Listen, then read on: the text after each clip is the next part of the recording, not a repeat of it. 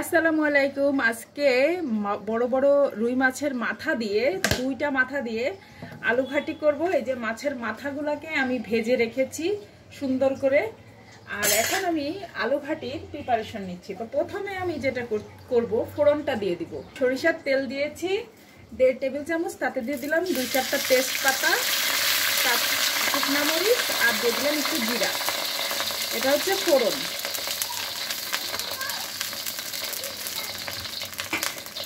এটাকে একটু ভেজে নিতে হবে, সুন্দর একটা ফ্লেভার আসবে, খুব সুন্দর।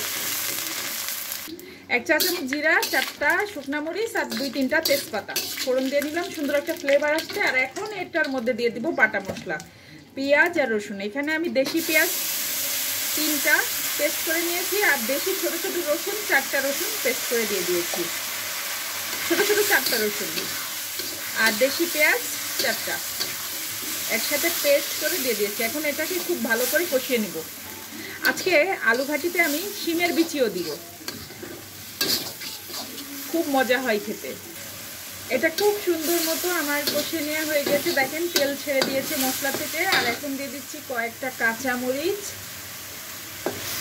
কাঁচামরিচ আমার খুব ভালো লাগে খেতে, তাই দিয়ে দিলাম কাঁচামরিচ। আর দিয়ে দেবো একটুখানি পানি, কারণ এখন আমি শুকনা মশলাগুলা দিয়ে দিব। তো প্রথমে হলুদ দিয়ে দিলাম 1 চা চামচ, তারপরে দিয়ে দিচ্ছি ধনিয়া 1 চা চামচ, তারপরে দিয়ে দিচ্ছি জিরা 1 চা চামচ, আর দিয়ে দিব একটুখানি লবণ। লবণটা টেস্ট অনুসারে দিয়ে নেবেন। এখন সব কিছু একসাথে মিশিয়ে নেব। আজকে মরিচের গুঁড়া দিব না, কাঁচা মরিচ দিয়েছি তাই মরিচের গুঁড়া দিব না।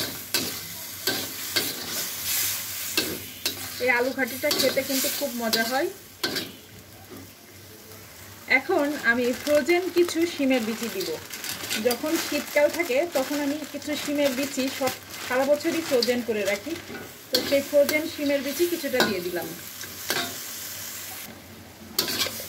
এই যে আমার শিমের বিচিটা কষিয়ে নেওয়া হয়ে গেছে খুব সুন্দর করে। এখন আগের থেকে আলু সিদ্ধ করে আমি এরকম চোখে পানি দিয়ে রেখে দিয়েছিলাম, সেটাকে দিয়ে দিলাম।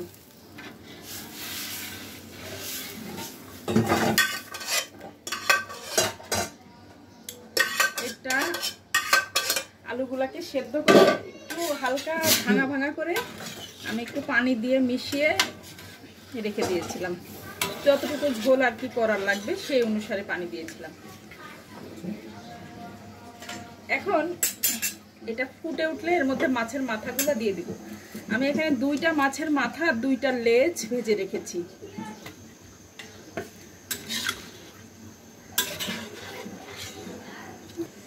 এখন এটা ফুটে উঠেছে, এর মধ্যে এখন দিয়ে দিব মাছের মাথা। এই মাছের মাথাটা আমি আস্তই রাখবো, আস্তই আছে, লেজগুলাও দিয়ে দিচ্ছি। আর এই মাছের মাথাটা অর্ধেক করে ওই কেটে দিয়েছিল, তো সেভাবেই আর কি দিয়ে দেয়া। আমার মেয়ে ছোটটা মাছের মাথা খেতে খুব পছন্দ করে, তাই জন্য মাছের মাথা যখন আমি আর কি রান্না করি তখন একটু স্পেশাল ভাবেই রান্না করি।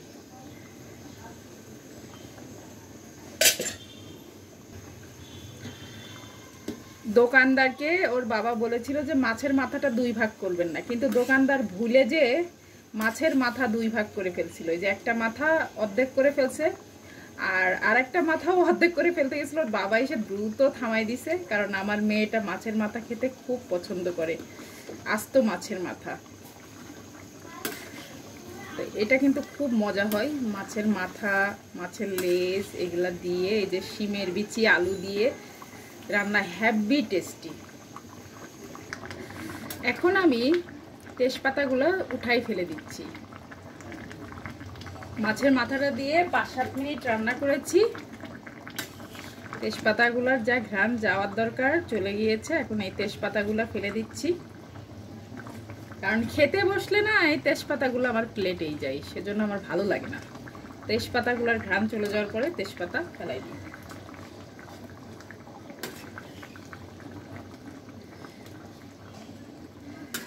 কি যে দারুণ টেস্ট আসছে, ভীষণ ইয়াম্মি।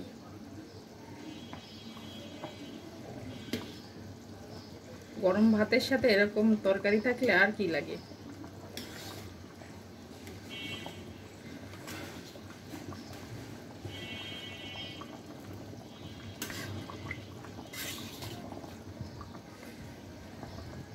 তো আমার আলু ঘাটি কিন্তু রেডি, মাছের মাথা দিয়ে শিমের বিচি দিয়ে আলু ঘাটি রেডি। আমি আর 2 মিনিট পর চুলাটা অফ করে দিব।